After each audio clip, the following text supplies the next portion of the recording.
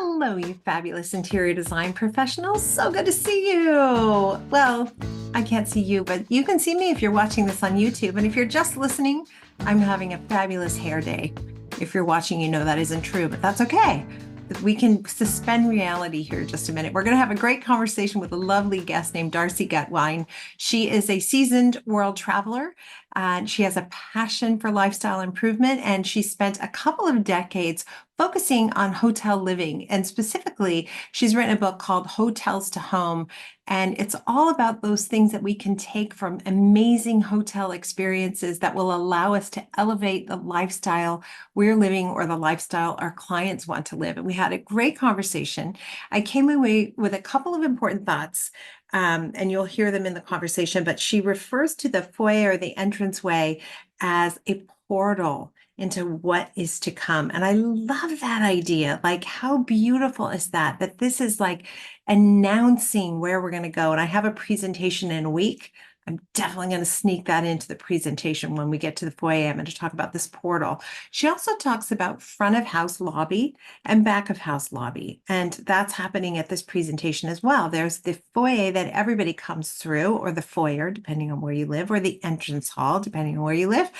There's this foyer that people come through, and then to the right, we're going to take an office space that's not been used and is never going to get used, and we are converting it into a back of house mudroom for the family. But the key is the back of house mudroom for the family has to be just as beautiful and organized as the foyer, because why should you step into a chaotic, ugly space just because it's just for your family? So I'm very excited about this for clients. We are taking a window out and putting a door there, and it's going to be a big surprise for them when we make this recommendation. It's one of the things I love at presentations, is being able to surprise the client and have them go like, oh my gosh, we hadn't thought of that. That'll be really, really fun. During this conversation, Darcy also talks about the importance of checking in with clients on their happy moments, their blissful moments, the things that delight them in their home. And she gives the experience of her husband really wanting a particular type of cereal bowl. And I completely understand that. I am such a pickle. I know exactly what kind of bowl I want to eat out of. I know exactly the type of coffee mug I want to drink from. I don't like drinking from coffee mugs that aren't this particular, like really thin, fine porcelain. I just don't like the feeling of a chunky mug. And I just finished a project with a client who loves a big, chunky pottery mug. And I'm like, ugh, I don't know how you can drink out of this. And she's like, ew, I don't know how you can drink out of your dainty little cups. So it's about, in Darcy's words, it's about honoring what your clients want and are excited about. She also talks about checking in with them on a recent vacation they've had, or a vacation they've had where they love the hotel and what was it about the hotel. And for example, one of her friends talked about the towel warmer, not an incredibly expensive item to include in the home if it's going to make that big of a difference to you. I also this made me think of this episode made me think of a book that I just finished reading called The Book of Delights, and it's by a poet named Ross Gay. I can't recommend this book enough. I heard a podcast about this delights, the topic of delight and being delighted by things. I think it was This American Life. I'm pretty sure it was This American Life, and I'm pretty sure it was called The Podcast of Delights. Can't recommend that enough either. But this idea that, you wake up in the morning, and I go and my husband makes me coffee. So that's delightful right away. But he puts it in my favorite coffee mug. And I sit, if it's cold out, I turn on the fire in the living room and I sit down and I have this cup of coffee, the first coffee of the day, in front of the fireplace. And I'm telling you, I could not be more delighted. So if you haven't considered what delights you, I can't recommend this book enough. Book of Delights, Ross Gay is his name. Lovely, lovely, lovely. And I hope wherever you are, whatever's happening in your life, it is filled with moments of delight. That's what I wish for you. And that's what I wish for Cheryl Horn too, who's got some announcements for us. We're really glad you're here. We'll get right into the episode. Thanks, Kimberly. Well, tomorrow, March 20th, 1 p.m. EST is our next BOD Live, and we're going to be talking about trade day. So this is one of the steps that I get a lot of questions on. So we want to make sure that that process is very clear. So make sure, I know it's happening tomorrow, but if you are a member, make sure that you take step 3, trade day, in the BOD 15 program, and then join us live. Of course, if you haven't just taken the course, many of you have taken it a long time ago. It's always great to do it as a refresher, but you are more than welcome to join. If you are brand new to Business of Design, welcome. Our year is off to a great start in terms of welcoming new members. This is a great chance to connect with your fellow members and make sure you get clarity around running a successful trade day. Super important start to the project. So make sure you join us for that. And then details are not on the website yet, but please save the date. Join us at High Point on Saturday, October 26th. We're going to have a full day of hanging out with Business of Design at High Point. We are celebrating 20 years of Business of Design, and I am so honored to be part of 17 of those years. It's been an amazing journey, and I'm so excited to connect face-to-face with members. I get to talk to so many of you and email with you every week, and I'm so excited to finally put some faces with the names that I have gotten to know over these many, many years. So again, save the date, October 26th. Join Business of Design at High Point. As soon as details are available on our website, we will be sure to let you know. But everything we do at Business of Design, head to businessofdesign.com.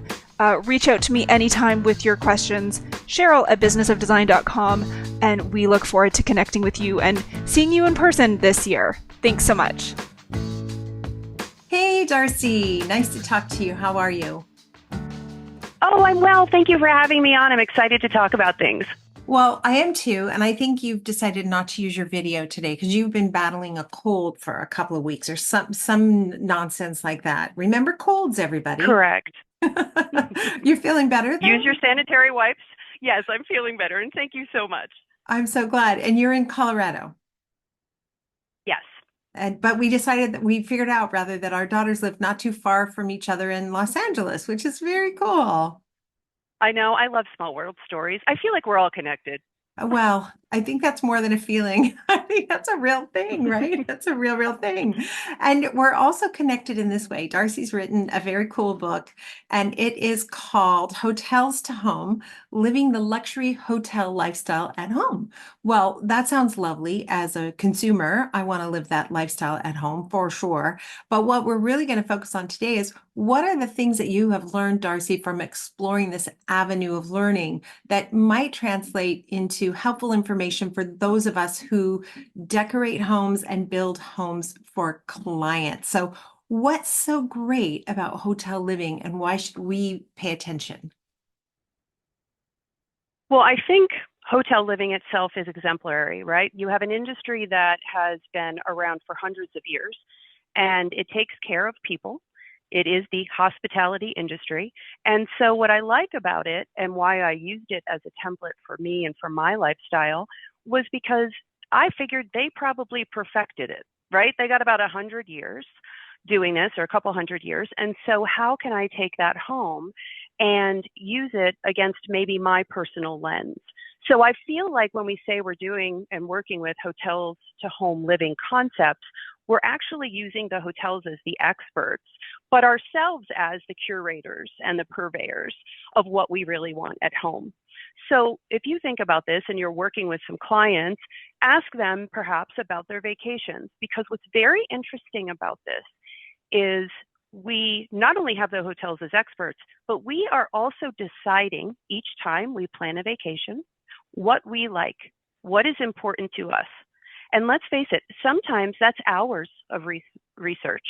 It's a lot of resources, depending on how much you spend. And at any rate, you're spending something, right? So when you look to hotels, you have already decided, wow, I am putting time and money towards this. It must have some meaning. But how many of us go on that vacation, have a great time, walk into our own homes, and we aren't happy with our daily life? We aren't happy with our own homes. Or And that that can be feeling you how we're get living as in you the home. walk through, oh, so sorry, that feeling you get as you walk through the front door. That's kind of missing. Absolutely. Yeah. Yeah. And I talk to a lot of people who aren't happy in their homes, and a lot of it is because they're not listening to themselves.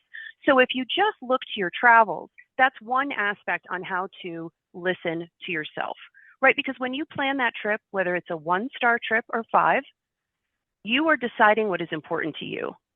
So Hmm. take that back to your house, take that back to your daily living. And when I say 1 to 5 star living, I'm serious about that. I don't think everything in the hotels to home lifestyle needs to be all glitz and glamour, all champagne and roses.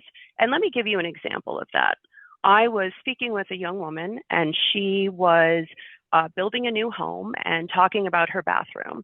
Hmm. And she said, I think I want this. I think I want that. And I said, can you just answer one question for me? Those nice bathrooms that you visited when you were on vacation, when you were in hotels, what was your favorite thing about them? Without hesitation, she said towel warmers. Yeah. Interesting, towel warmers were not even in her plan, right? So Right. this is not a huge architectural decision we're making here, but it was something that would bring her joy every day. She already knew it, by the way. That's what's Yeah. fun about hotels to home. All she had to do was listen to herself, and it was one question at a party, mind you, right? This wasn't some kind of consulting extravaganza. I Yeah. mean, it was just a party over cocktails, I towel love, warmers. So it can be as yeah, simple as that. I love the idea that you would just ask that simple question. Let's start with the foyer because to me, I kind of know the minute I walk through the entrance doors of the hotel how I'm going to be feeling about my experience. I'm a pickle. I've stayed at really amazing places, so I'll just put that out there. I've also stayed at, I remember the last time I stayed at like a 3-star and I could hear the guy in the room beside me snoring. And I thought, no, I'm done with that. I'm over this. So so that ain't happening anymore. So, but that feeling you get when you walk in the door, it's part awe because everything looks sort of perfect in a great hotel. It's part it's part a sensory experience because I found at least great hotels often smell good and they have a lot Hmm. of beautiful curated visual temptations, flowers. Maybe you can see in the corner the bakery that's open in the morning only. Like there's just some beautiful sensory experiences. So what about the foyer in particular could we be asking our clients that could translate into every room in their home? Well, and I think I call it hotel lobbies, and I think we have our own hotel lobbies. We have many times we have two, one that guests enter through, and then the other is our own personal entryway. Back And of house. I, back of house. I cannot tell you though how much I love a hotel lobby. Like everything you just said sings to me. I Yeah. think they're portals, right? They're portals to say you've arrived and you're probably in a different space than where you began. And and really, if you think about it, this is the space we find ourselves coming and going through most days. So I Mhm. think it needs to be reflective of our desires. And hotels have so much to teach us here because while they may differ vastly in brand, they all create lobbies with the same intention: entice a guest to stay. And think Mhm. of all those sensory pleasures you just had, right? I didn't want to walk out of that lobby you were describing. That was exciting to me. So this just begs the question, though, shouldn't we have entryways that entice us to stay in our Yeah. own homes? I love the idea of the portal because it really, if you kind of brought that home and said to yourself, is this entranceway a portal to the experience the guest is going to have in my home or the family member is going to have in my home? I bet you there would be some interesting answers to that. I believe so. And I also think they might be surprised at what they hear themselves saying. Mm. I have found very organized individuals walking into a personal entryway of mayhem. Yeah. Well, that is probably not a warm welcome. So, Right. and then also, I think sometimes we forget the entryway. Perhaps it's an often overlooked space, and I would say you're starting and ending there. So Mhm. I find it a very important space for somebody's well-being and their psyche. You know, I was guilty of this too. I like a very clean and organized home. However, my personal entryway became almost stark or cold. And to Yeah. know me and to know our family, that's not what you would find inside. So all Mhm. of a sudden, this lobby that I have isn't enticing me to stay, nor, by the way, is it getting me excited about what's to come. Right. And I also like that piece of it too, right? It's a portal, but then it's also putting all these ideas in your head of what's to come, what's inside. Let's open the door a little bit further. Hmm. And so I had to warm up my personal lobby area. And you know what? It didn't take all that much, but I really put some effort into making sure when we walked in, it felt like I wanted somebody, myself included, to feel when I walked into that home. Yeah. So, I love too that what you said is true. They don't usually cost a lot of money because they're usually not very big, but there are some key elements that can be transformative. And I really appreciated what you said about paring it down to the point that it's just stark and unwelcoming. Like that, I've seen that so many times. For those listening who get hired by clients, which is, I guess, everybody, sometimes, we'll get hired to do, because the clients are nervous. They haven't worked with us before. They want to test this out. They'll say, we want you to do the living room and the dining room kind of thing. And there's the foyer adjacent, and they want to ignore it. You can't really ignore it. It's a really important area. So it's our job to explain that to the clients. And I think using some of the language that you've given us today, Darcy, the portal is so smart. And then in terms of treating that room almost like a teaser to what you're going to find is so mhm. smart. But those common elements, I would say great lighting, almost always. A foyer always has multiple sources of light, and they're usually interesting light sources, whether that's the chandelier and pendants or the sconces or whatever, not just a hag light overhead, a pot light overhead. That's kind of a miss. Wallpaper or wall treatment, because usually they're small spaces. You don't stay in them a long time. So I tend to do things a little bit more dramatic in a foyer or an entrance hall than I would, for example, in the living room if you're going to spend a lot of time there. So, and then an area carpet to dampen noise, to, stop the dirt from coming into your house. Like those are kind of some key things to think about, right?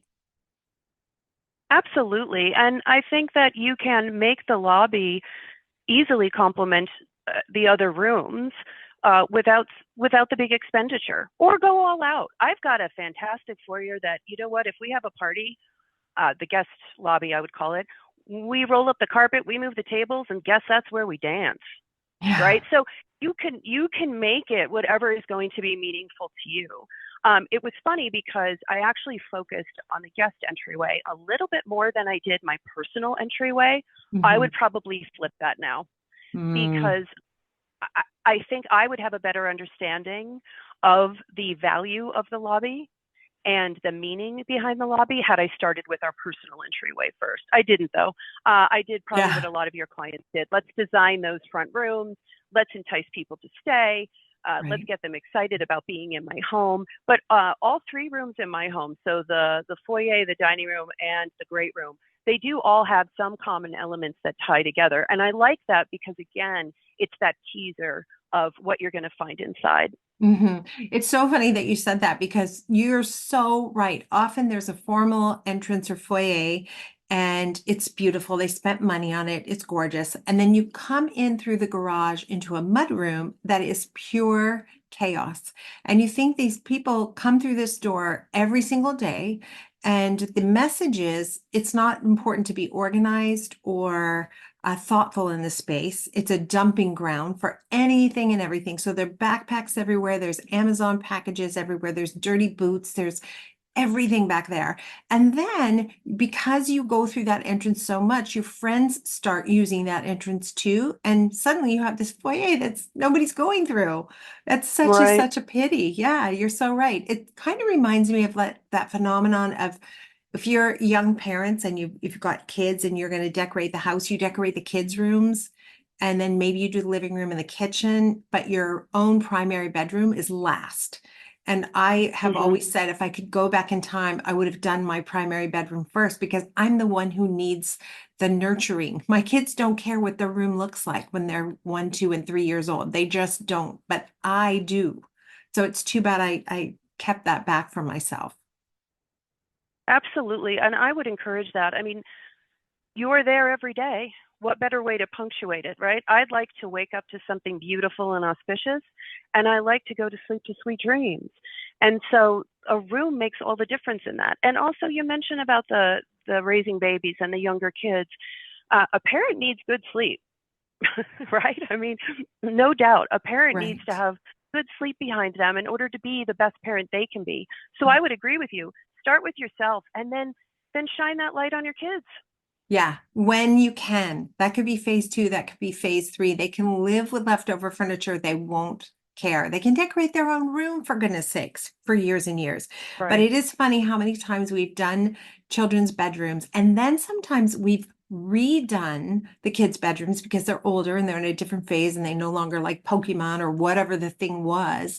We've redone the kids' bedrooms and we still haven't done the parents' primary bedrooms. And I just really try to encourage people to rethink that. So you've got this lobby experience, which is a portal. I love that. Then obviously you've got your bedroom. So what about the hotel bedroom experience might we be missing in our own client projects? I do think bed and sheeting is important. I can't understate that at all, because I feel like that is where you rest your head, and good sheeting is a worthy investment. I think look at all the senses for your clients when you're in that room. So how does it smell? Is there light that intrudes? Are there electronics that are intruding a good night's sleep? And I would say I do everything to make it a good night's sleep. Really, I think about the sleeping part of it, and how I wake up and how I go to bed. So I like to walk into something that has clean lines and is organized. That is my preference. I also love a ton of pillows. There can't be enough pillows.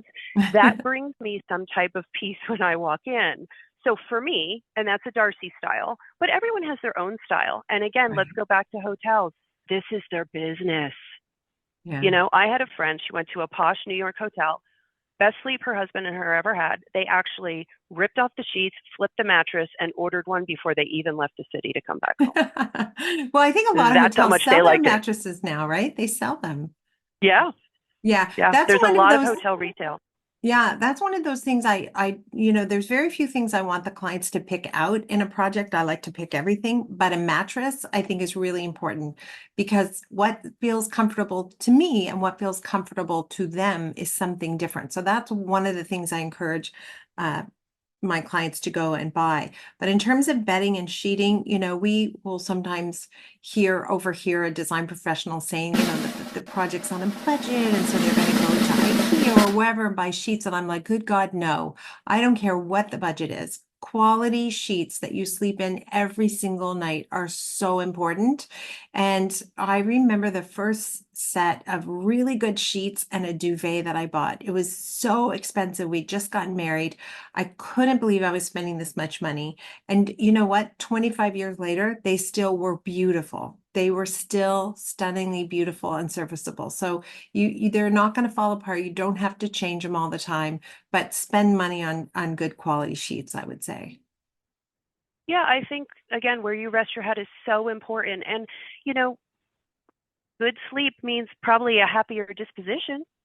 Just a thought. I'm not a scientist, but I think, yeah. So the clients will actually be happy to pay your bills because they're sleeping on a good bed.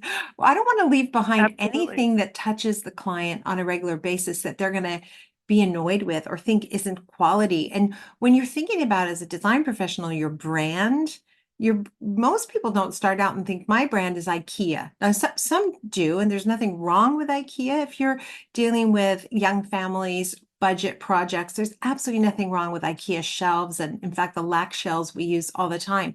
But I draw the line at those things the client will touch and feel every single day. So sheets, a mattress, pillows, those are all high priority items that you need to spend a little bit more money on. End tables, who cares? No one's sitting on it. Well, and I don't know that my husband can live without the proper bowl for cereal. Right. Like, it's something even like that. That's so important to him. And Yeah. I'm like, a bowl is a bowl. But for him, it has to have, I don't know, some kind of like depth wide ratio. And I'm not going to go into it, but it really matters to him. Well, I guess like what? your He has husband. cereal. He has cereal a couple of times a week. Why would I begrudge that? Why would Right. I say we're not going to get those bowls? Have the darn bowls. I mean, oh Uh, my gosh, I want you to be happy. So, I'm like you said, totally everything you on board. touch. Yeah, I'm totally on board with that. My coffee cups, I do not like drinking out of a mug that's too thick. It has to be a thin uh, edge that I'm sipping from. Otherwise, I'm like, ugh, grossed out. So it's good to home into these details when you're asking your clients what's important to you. What are the things in your kitchen, for example, that give you delight? And your husband would say the right cereal bowl. Right. And it is And about listening, isn't it? But it's also about them listening to themselves. I do find that people don't ask themselves always the right questions. So when you're talking with your clients, I would, certainly ask them perhaps your typical questions, and then ask them something that is off the beaten path, like a favorite vacation, or their favorite part of the morning, or their favorite part of the evening, and you can just build something around that. Mhm. Um, entire spaces can be built around that. We talked about lobbies, and I don't mean to jump back, but one thing that we found, both uh, personal lobby and guest lobby, and we also use it on different floors in the house, is what we call a hospitality hub or a hydration station. And I think these are just so important to have. It makes hosting and guesting easier. I also love having water at the ready. And to your point about the coffee mug, I love a teacup, and my teacups are at my morning beverage station. So I already know I'm going to use that fine china. I love it. I'm going to use it every day. So good. I love this conversation. I can't let you go without asking you, do you have a few favorite hotels that you want to recommend? I don't typically do that. I think that hotel visits are very fluid. It depends where you are in your life and what's important to you. So, hotels that I really appreciated when my children were younger, to hotels that I appreciate more when they're older or when it's just my husband and I traveling. I just think that my tastes change and what's important to me might change. I used to like a lot of, for instance, hustle and bustle and activity. And now I'm probably more interested in hushed tones. Like you said, not hearing the person snore in the room next to me, not hearing the party goers come home. I just, that isn't as interesting to me anymore. It used to be. I used to love it, Yeah. and had a lot of fun in very enlivened hotels. But it has changed a little bit for me. It also depends where we're going to, I think, but it is fluid. And also, let's talk about that as it relates to your clients. Tastes are fluid too. Mm. Remember that it is okay to have something important yesterday that is not as important today. And so if you hear them talking about things in the past, I would really start guiding them more to the future. It's okay to change. It's also okay, and I don't want to get off this call without saying this, to be yourself and to have your design reflect you and not what's culturally prescribed. Hmm. Yeah. I mean, your home at a minimum should be exactly that, very personal. Well, I had a family who decided the dining room wasn't for them, Yeah. and they put a billiards table in their dining room. Right. They couldn't be happier. Yeah.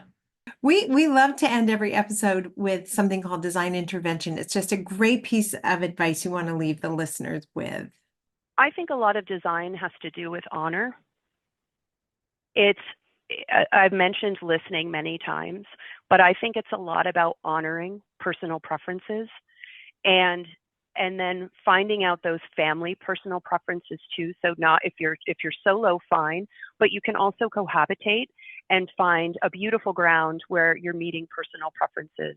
So much like that family with the billiards table, they wanted a sports bar. They didn't want a dining room. And Yeah. that is perfect for them, and it brought them closer to as a family. I think design can really lead to family bonding. I believe that. And there are so many ways to do it.